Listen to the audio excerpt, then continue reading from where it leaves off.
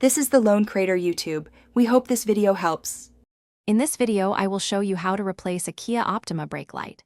First, gather your essential tools, including a Phillips head screwdriver and the correct replacement bulb. Always ensure your vehicle is completely off and the parking brake is firmly engaged before starting any work.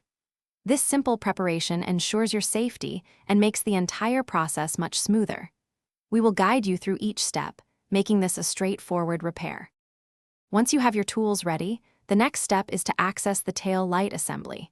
You will typically find two retaining screws holding the assembly in place. Use your Phillips head screwdriver to remove them. After the screws are out, gently pull the entire tail light assembly straight away from the vehicle's body. Finally, carefully disconnect the electrical connector by pressing its release tab to free the assembly completely. Now that the tail light assembly is free, it is time to replace the faulty bulb. Locate the brake light bulb socket. It is usually the largest one.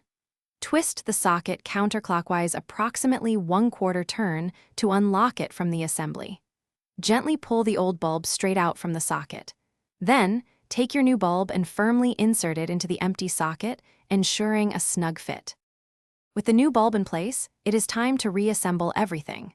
First, reconnect the electrical connector to the tail light assembly, ensuring it clicks securely. Next, carefully align the tail light assembly with its mounting points and gently push it back into its original position on the vehicle. Reinstall the two retaining screws, tightening them securely but do not over-tighten.